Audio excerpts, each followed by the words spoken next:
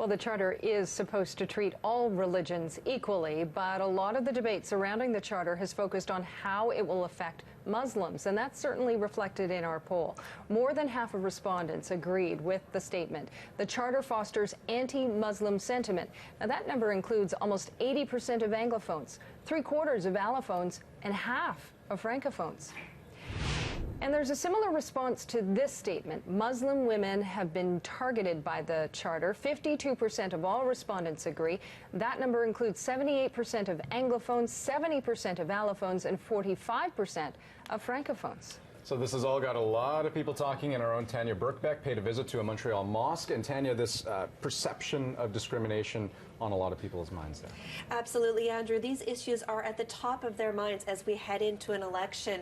It's not that often that we get this kind of access to a mosque, but members of the Ahlillbait Islamic organization were very welcoming. This is a mosque that serves mostly people of Iraqi origin, and I found they really wanted to have the opportunity to speak out. A woman reporter and a cameraman doing a story at a mosque.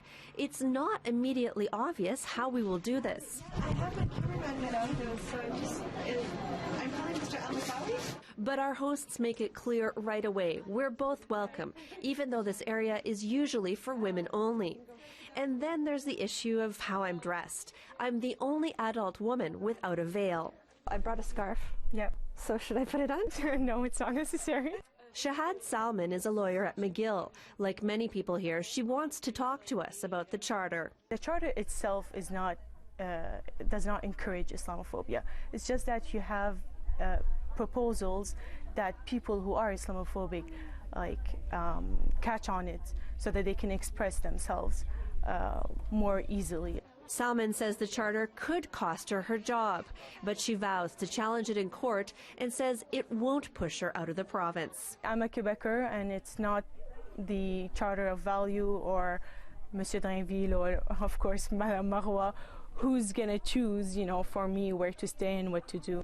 But another woman I meet isn't so sure she'll stay. It's asking me to give up one of two unthinkable things to give up to me, which are either my veil or my career goals. She may leave if the PQ is elected and the charter becomes law.